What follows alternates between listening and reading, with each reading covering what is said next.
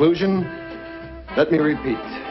Although I realize this may cost me my position with the network, I am still 100% behind Everybody's Hour, the show I created. Sincerely yours. Mr. Brown, I may be talking out of turn, but how can the New York office hold you responsible just because one show hasn't done too well? Because I stuck my neck out. Everybody's Hour was my brainchild, Pat. In spite of their opinion, I guaranteed the network the show would be a success. I was sure it'd be a big hit. I can't understand how Everybody's Hour could miss. It was designed to appeal to everyone in the family. It had comedy, it had drama, music, puppets, a panel of guest experts. It even had a scene from an Italian movie. It had everything but the kitchen sink. That was our sponsor, Keller's Kitchen Sinks. Hi, Pat. Here are the tickets Mr. Brown ordered for this week's show. Thank you, Mickey. Say, Pat, there's a rumor going around the water cooler that Mr. Brown is in trouble over the low rating his show got. It isn't a rumor, it's a fact.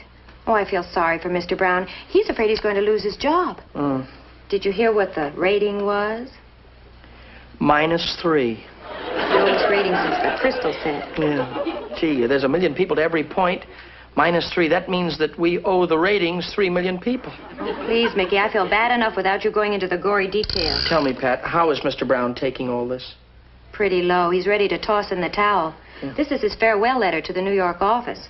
This here?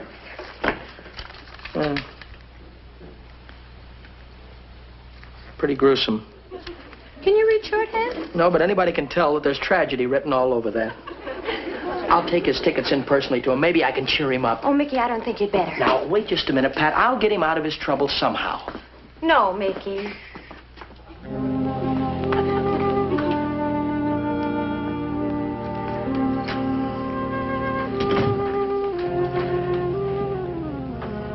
Oh, Mr. Brown, I brought in the tickets for your show here. Thank you. You're welcome, sir.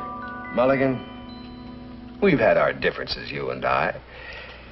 I must confess I've often anticipated our parting. But I never thought I'd be the one to go. Go? What do you mean, sir? They're thinking of canceling my show, Everybody's Hour. Well, look, Mr. Brown, you can't give up that easily. You told me yourself that it was the audience that decided whether a show was a hit or a failure. And I'll bet when the people find out that Everybody's Hour has been canceled out, they'll write in protest. Fan mail.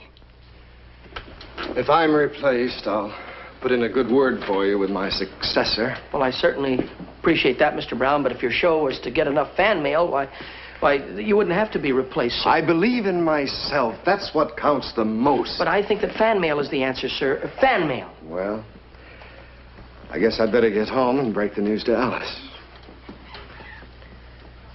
Wait a minute. What's the matter, Mr. Brown? Not now, Mulligan, not now. Pat, come in here quick and bring your book. Well, Mr. Brown. Mulligan, I've just had a brainstorm. I'll show the New York office I'm not licked yet. I'll take my case to the people. Fan mail, that's the answer. Yes, sir. Fan mail, I believe that's the answer. It's a wonderful idea, isn't it? I don't know how it happened. I was thinking about something else and suddenly just popped into my head. Popped into your head, huh? Fan mail. I see, yes. Pat, take a memo. To the producer of Everybody's Hour. Leave 30 seconds open at closing of show for fan mail appeal. Ask the viewers to write in giving their opinion of the show. Regards. Isn't it a wonderful idea, fan mail, Pat? Now, all we have to do is wait for the verdict of the jury. I know they'll justify my verdict. Oh, I know they will too, sir. It just popped into my head.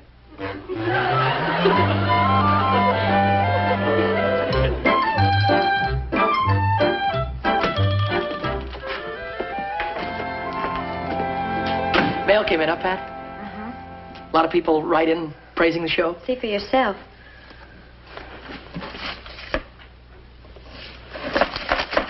Five letters here?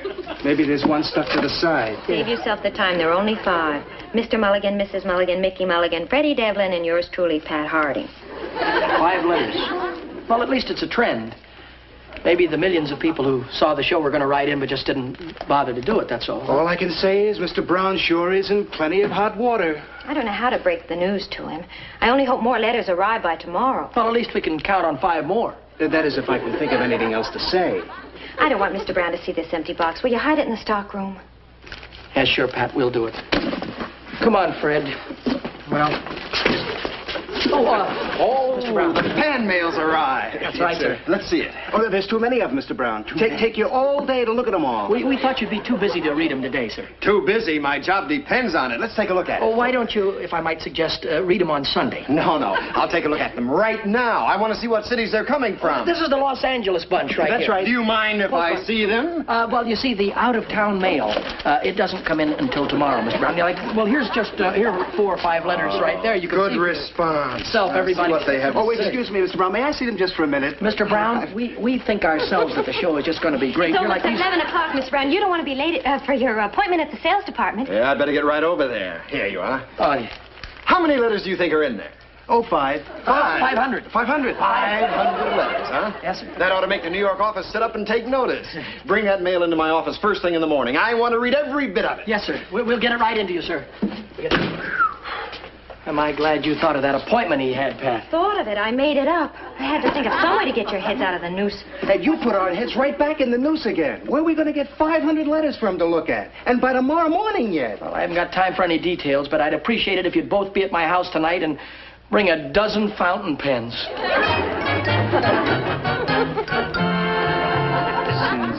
Sincerely yours, Marvin Eglin. What's the matter? You got it? Oh. Oh, wait a minute now. Let me get mine out first. Here, I'll help you. Easy. That's right. Steady now. You really stuck here. Oh, there we go. Oh. Boy, I got writer's cramp so bad I can't even put the pen down. It's too bad Pat wouldn't come. We certainly could have used her.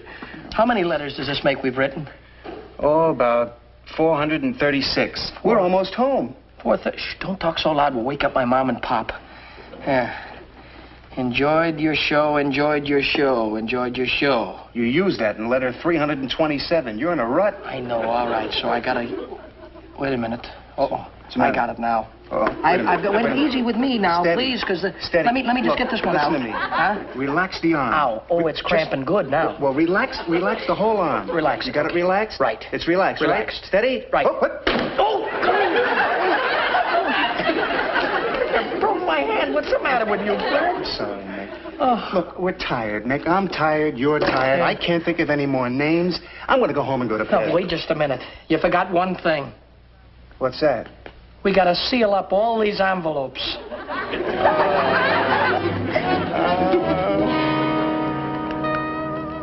You know, Mick, if a guy could invent a flavor for these, he'd make $1 million. You're so right. He could. What's the matter with you? I'm in real trouble. What? My tongue went dry. Me too. Same thing. Yeah, well, look, before you go get a drink, just remember one thing. What? We still got to stick on the stamps.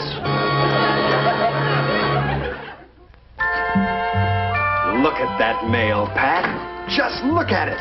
There's the voice of the jury. Yes, sir, Mr. Brown. There are 500 of them there, just like you said. 500 letters, Mr. Brown, all praising the show. There's only one thing I can tell you about this handwriting here. It looks like it was written by a 5-year-old. Not necessarily, Mr. Brown. Maybe the writer had writer's cramp. Oh, Mr. Brown, take a look at this one. I don't see anything so special about this letter, except the stamps have been put on with adhesive tape strips. Why would anyone do a thing like that? Gentlemen, I want you to stick around. Here are a couple of these letters. Yes, sir. Dear International Broadcasting Company, you are my favorite broadcasting company. I think you're just peachy. I also think your show, Everybody's Hour, is real nervous. I hope it stays on the air forever with your wonderful broadcasting company. Sincerely, Harriet Hotchkiss.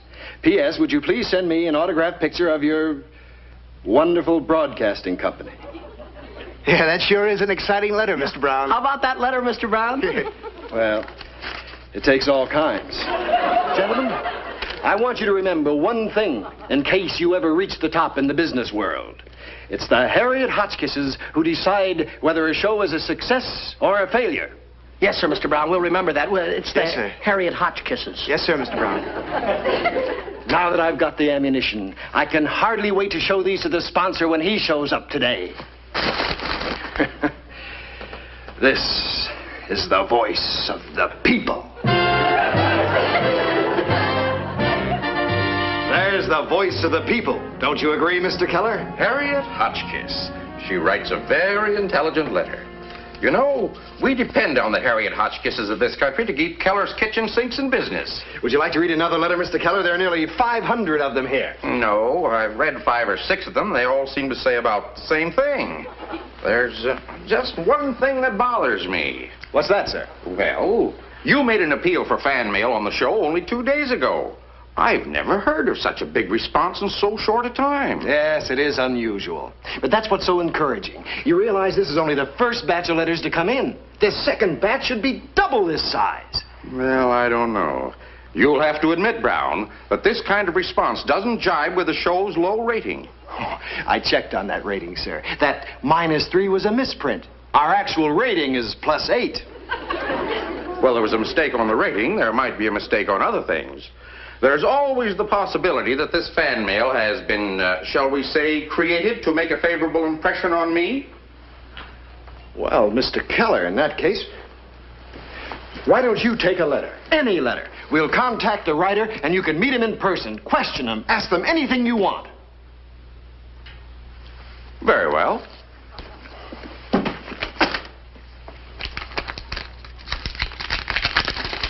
Oh, Mickey, why did you do it? You know very well why we did it, Pat. We didn't want Mr. Brown's head to roll off the guillotine.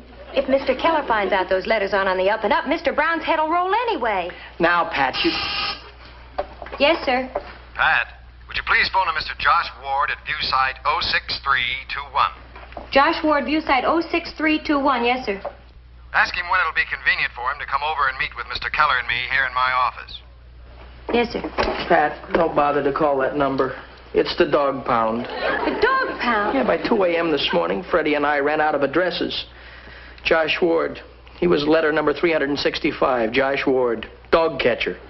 Oh, Mickey, what are we going to do? Mr. Brown and Mr. Keller are in there right now waiting to see Josh Ward.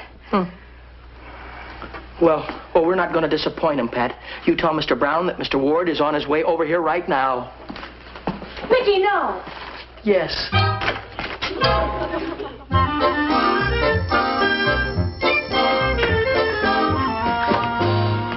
That was a wonderful lunch, Brown. A pleasure. Oh, Pat, did you get hold of Mr. Ward yet? Mr. Josh Ward is waiting in your office, sir. Ward's here? Of course he's here. Let's go talk to him, Mr. Keller. Oh, Mr. Brown. Not now, Pat. Please, Mr. Brown, I'd like to explain something. Later, Pat, later. Mr. Josh Ward? Correct. I'm Edward Keller of Keller's Kitchen Sinks. I am happy to make your acquaintance. It's a pleasure. What's going on here? Mr. Smith, I believe. Brown's the name. Brown. I'd like to speak to you outside. Just a moment, please. Mr. Brown, I was a little dubious about how authentic those fan letters were. But now that Mr. Ward has arrived on the scene, I want to apologize to you. I was only trying to help Mr. Brown. I'd still like to speak to you in private. Just a moment, please. I have some questions to ask Mr. Ward for the good of the show and for Keller's Kitchen Sinks. Oh, won't you have a seat? Thank you. And now then, Mr. Ward. Mr. Ward. Oh, I beg your pardon. I didn't know that you were talking to me. You see, I pronounce my name W-A-R-D. W-A-R-D. Ward. Ward. Yes, I am a diction teacher. Ward. Ward. Do you care to try, sir? Ward. Ward. Yes, that's fine. Yes. Now then, Mr. Ward. Ward. Ward. Ward. That's right. Did you mean everything you wrote in this wonderful letter praising the Everybody's Hour television show? Which one? You mean you wrote more than one? Oh, well, I was so enthusiastic about the show, I could hardly stop writing. Did you hear that, Brown? Here is an absolutely unbiased, honest opinion. Opinion. That is another word we must watch. Opinion. Yan. You see, the opin is in front and comes back to yan. Opinion. Opin front. Yan. Opinion. That's right. This just isn't an ordinary comment. This is a teacher's opinion. Opinion. Yan. Yan. That's right. I want to know more about you, Mr. Ward. I don't feel as though I should talk too much about myself. For fear that I give you the wrong impression. Mr. Keller, please. I think we've detained Mr. Ward long enough. Come along with me, sir. Please, Mr. Brown. What Mr. Ward says here now may well determine the future of everybody's hour. Now tell me, Mr. Ward. What impressed you most about Everybody's Hour? Well, I liked the entire show, particularly the commercials. You did? Yes, however, I do have a few criticisms. Yes, I would like to hear a little more diction. For instance, I would like you to call the show Keller's Kitchen Sink Program. Keller's Kitchen Sink. Keller's Kitchen Sinks. That's right. That's tricky. Yes. You're absolutely right. Mr. Brown, make a note of that. Oh, Mr. Ward. Ward. I wonder if you could see your way clear to stay a few more minutes till Mr. Connor gets here. Mr. Connor? Yes. You see, just before we went to lunch, I took the liberty of having your secretary call Francis Connor. His letter was just chock full of constructive criticism. I think it would be advantageous to us to talk to both of these men at once. Mr. Ward, did you by any chance write this letter too? No, Freddie wrote that. I mean, that was written by someone else. Mr. Keller, do we have to see Mr. Connor? Yes, and I'm surprised he isn't here by now. He only lives a couple of miles away. Oh, you say that Mr. Connor is coming to the office? Yes. Oh, well, then I think that I should leave and come back as Mr. Connor. I mean, before I should come back after Mr. Connor has been here. Yes, Pat? There's a Mr. Connor to see you. Send him in. Wait a minute, how can that be? I haven't left yet. Mr. Connor? That's right, Mac. Francis X. Connor, ex-light heavyweight champion of the island. Mr. Connor? Mr. Brown? How are you, Charlie? How are you? And Mr. Ward? Yes, I'm Mr. Ward, the addiction teacher. Oh, addiction teacher. Well, how about that? I'm an ex-prize fighter myself, but you'd never know it to look at me, right? That's because I quit in the nick of time. I didn't want to spoil my looks. And I'm Mr. Keller, head of Keller's Kitchen Sinks. Keller's Kitchen Sinks. How about that? I got one in every room. Even got one in my dressing room. On the islands. Did you hear that, Brown? A Keller's Kitchen Sink in every room. And one on the islands. Well, it's too bad that you have to be going, Mr. Connor. Oh, just a minute, Mac. I ain't told the gentleman what I think of his show yet. I have a good idea. Let's all have lunch sometime next month. Oh, we can't leave now. Miss Hotchkiss hasn't arrived yet. Hotchkiss? Hotchkiss? Yes. I had your secretary called Harriet Hotchkiss. The woman's angle, you know. That must be her now. Come in, Miss Hotchkiss. Mr. Keller, Yes? I thought you'd like to know Miss Hotchkiss can't make it. Oh, well, that's too bad. I did so want to get the woman's angle. Yes, that is too bad. No, that won't work. Let's face it, there's no way out. How do I get into jams like this? Pardon me, can I get a word in here, pal? Worrying isn't going to help. Let me give you something pleasant to think about.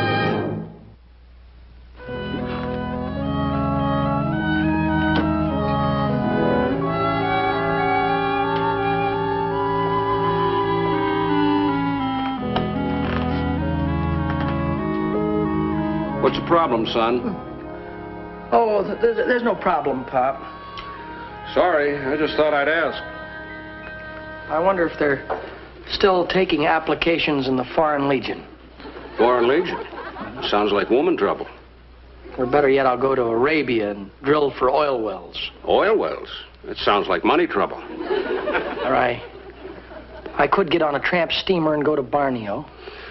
Now you got me. I can't think of any trouble that sounds like. But if there's anything you want to talk about, Michael, I'm a good listener. Pop, I got myself into some trouble that nobody can help me out of. Well, I don't want to butt in. You're over 21 and you can take care of yourself. You know, my father said something interesting once. He said, a man's a father till his son's 21. And after that, he's either a pal or a stranger. Oh, Pop. You're never going to be a stranger to me. It's just that I got myself into a jam, and, well, nobody can get me out of it. Really? Would you believe it? I've been in a lot of jams myself. And a funny thing, I always got out of them the same way. Well, how? By taking the simplest and hardest way out. By telling the truth.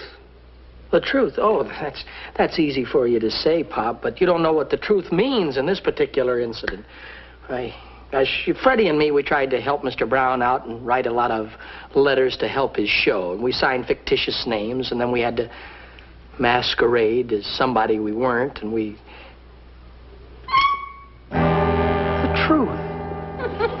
Of course, it's so simple. I'll tell him the truth.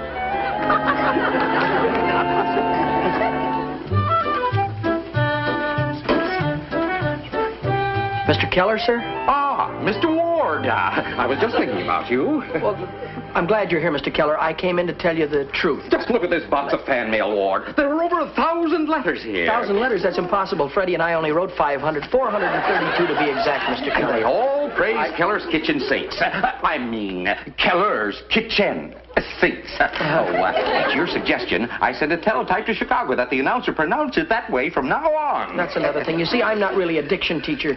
In fact, I haven't got very good diction myself. And my name isn't Ward, sir. Oh, I understand.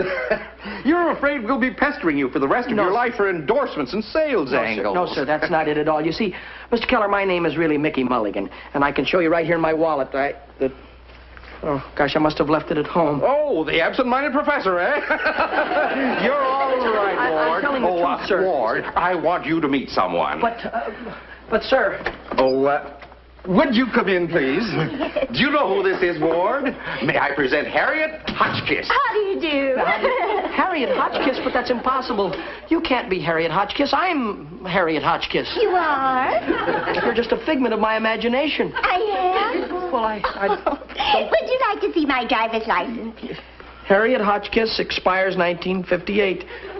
I don't understand this at all. I'm sorry, ma'am. Young man, you are the most. Believe me, this is the truth, Mr. Keller. My name is really Mickey Mulligan. I only did all of this because I thought it would help Mr. Brown keep his job. It's the absolute... Well, Mr. Ward, good morning. Mr. You're Brown. looking mighty chipper. I'm glad you're here. It's all right. You can tell him the truth. I'm ready to take the consequences, sir. Mr. Ward, you're plugging another show. But, Mr. Brown, it's me, Mickey Mulligan. You sign all of my checks. Freddie, am I glad you're here? Tell everybody who I am, would you please? Oh, good morning, Mr. Ward. It's me, Mickey Mulligan. Please, Mr. Ward, sir. I'm on duty. Oh, Mr. Ward. Oh, Pat, you're my last chance. Will you tell everybody here who I am? All right, Mulligan. I'd like to go on with this little game for the rest of my life, but I haven't got the heart. You can be Mulligan again. Thank you very much, Mr. Brown. And Mickey. Yes, sir. I must confess, Mr. Brown told me the truth about you and Devlin this morning. Oh, that's wonderful, Mr. Brown. I admit it was a foolish thing you and Devlin did, but it shows your loyalty to the network and to your boss, and that adds up to something in my book. And for your information, all that fan mail is legitimate. It came in this morning, and it's very complimentary. And that's why I'm renewing the show for another season. Congratulations, Mr. Brown. Thank you. Well, now that everything is settled, there's just one thing that's bothering me, Mr. Keller. What's that, Mickey? I'm sorry, but it's you, Miss Hotchkiss. Me? Oh, well, don't you remember, Mick? We took the name Harriet Hotchkiss out of the telephone book. It just so happened that the real Harriet Hotchkiss wrote in. I feel like I've just been pardoned. Well, now that I'm back on the payroll again, I'd better get back to work. Oh, just a minute, gentlemen. In order to show my appreciation for all the things that you tried to do, I'm going to give you a special assignment with the show. A special assignment? Special assignment? No matter what you give us, Mr. Brown, we can lick it.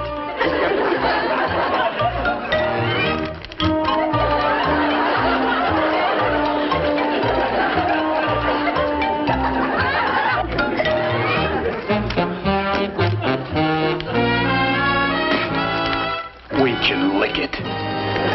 Mickey Rooney will be back in just a moment. Hi, friends. That was a good word from the folks who'll be bringing you our next show. Be with us then, won't you? Incidentally, I hope I have all of these letters sealed by that time. I'm not wearing out my tongue anymore. I've got a new assistant. Here. Good night, friends.